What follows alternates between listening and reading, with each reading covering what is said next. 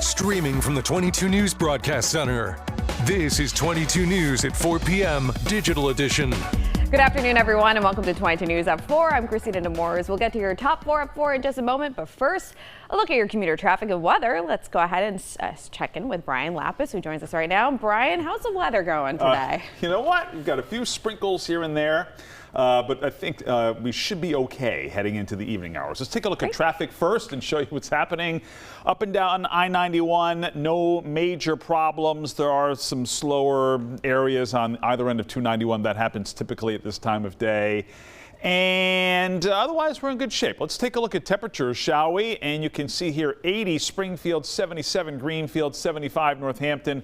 69 degrees, though, in Pittsfield. Temperatures are significantly cooler in the Berkshires, and there have been a couple of light showers, at least on radar, over the last couple of hours, and there are more showers off to our west. So a couple of sprinkles or light showers are possible, especially west of the Connecticut River through sunset. We'll update our chances for a bright day here tomorrow with our 22 News Storm Team forecast. Thanks, Brian. And we begin with some sad news. Dolly Parton, the trailblazing queen of country, has died at the age of 80. This news comes after Parton has had to cancel multiple concerts and public appearances due to ongoing health issues. Her cause of death is still unknown at this time.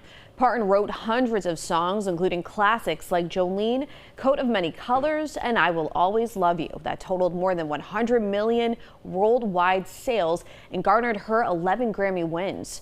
According to a statement from her team, Parton's immediate family will host a small private service to honor her memory and the legacy she leaves behind. The multi-Grammy winning singer was widely celebrated not only for her talent, but for her efforts to give back in both Tennessee and across the world. The Lindsay Clancy murder trial continued this morning after the defense's motion for a mistrial was denied yesterday afternoon. Testimony continued this morning with forensic psychologist Dr. Kirk Heilbrunn back on the stand. He testified that he believes Lindsay had bipolar disorder at the time of the killings, but he found she was aware of the criminality of her actions. The defense's cross-examination of Heilbrunn focused on Lindsay not being accepted at women and infants. Dr. Heilbrunn said that was because her difficulties with generalized anxiety and depression did not make her fit for a postpartum day program.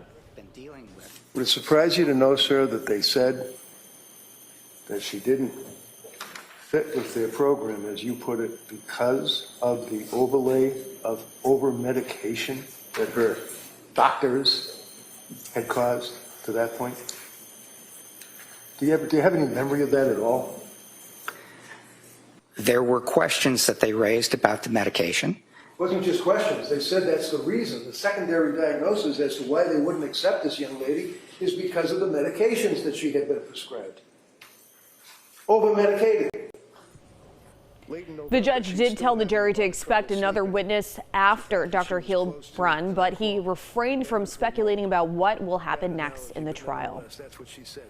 Pittsfield police have arrested one of the two people allegedly involved in the August 16th shooting that sent 3 people to the hospital. Police announced this morning that a juvenile is in custody, and due to the suspect's age, their name has not been released. The juvenile now faces multiple charges, including 2 counts of assault and battery with a firearm. Police will continue to search for 41-year-old Jason Wright of Pittsfield, who's facing attempted murder, assault, and firearm charges.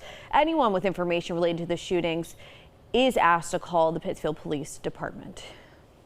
Governor Maura Healey has shared new guidance for schools and child care providers today on how to handle situations involving immigration enforcement at their facilities. The guidance outlines what staff should do if ICE agents request access to a student, child, or their information. Schools are advised to review requests carefully, consult legal counsel when needed, and designate staff members as points of contact. The new guidance comes as schools prepare to implement the PROTECT Act, which Governor Healey signed into law earlier this month. Now let's get another check of today's weather with Brian Lapis, who joins us. Brian, beautiful start of the day, for sure. Yeah, you know, there have been a couple of sprinkles around, but for the most part, those have been, negligible. And there still could be a raindrop through sunset. But if you like today, you'll love tomorrow. Fabulous. There's always tomorrow. Let's take a look. Clouds and radar. You can see a couple of scattered light showers in our vicinity, and these are cruising to the southeast from New York State. So again, a couple of light showers are a possibility here through about 8 o'clock tonight. In fact, here at 5 o'clock on the 22 News Storm Team Skycast, you can see a couple of sprinkles.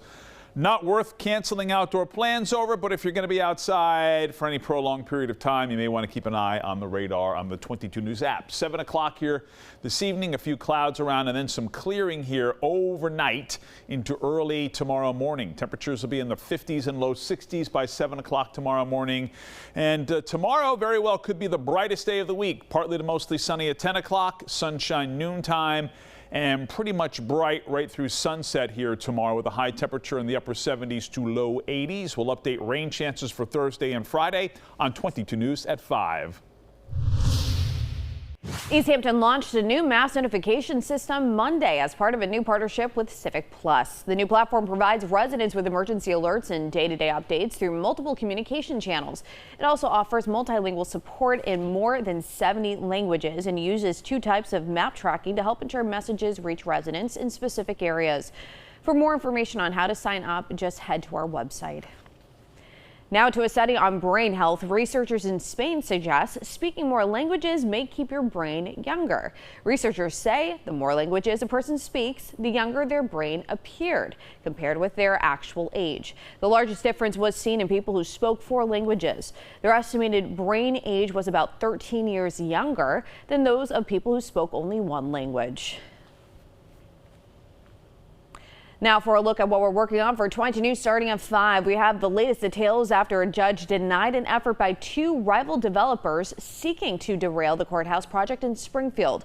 Plus, another human case of the West Nile virus has been detected here in the state. Hear from a health expert on ways to avoid contracting the disease and see how one organization is helping Chicopee Public Schools nutrition staff better prepared to serve students this year. No major problems in terms of traffic here this afternoon. The usual slowdowns downtown and at the end of 291 where it merges with the Mass Pike. Otherwise, 91 is in good shape, and so is the Pike on either side of the Connecticut River. Brighter day tomorrow. We'll track the clearing on 22 News at 5. All right, thank you, Brian, and thank you for joining us this afternoon. For 22 News at 4, join us on TV tonight starting at 5. And you can get all your local news and weather updates anytime on wwlp.com and the 22 News mobile app.